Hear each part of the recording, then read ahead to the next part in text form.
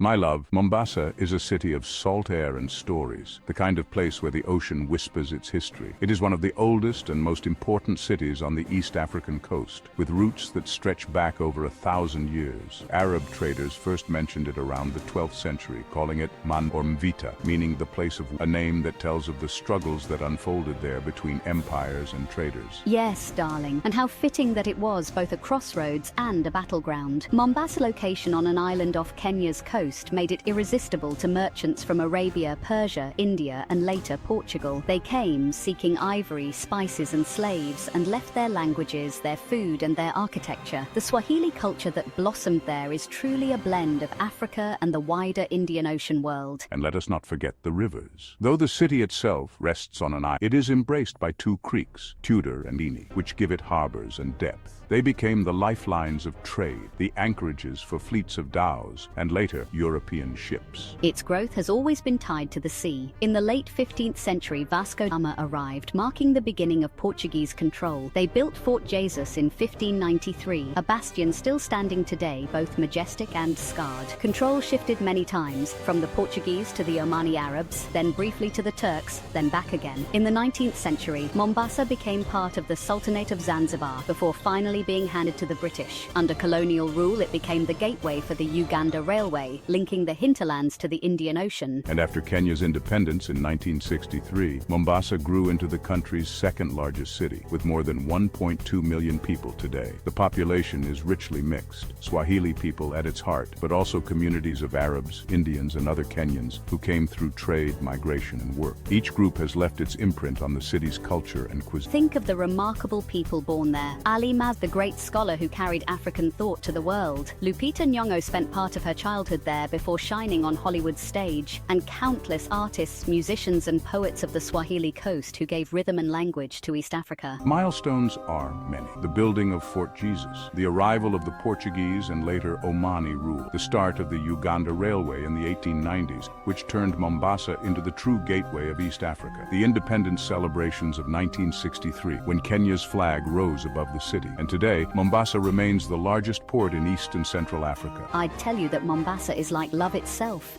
ancient yet renewing, diverse yet united, fragile yet strong.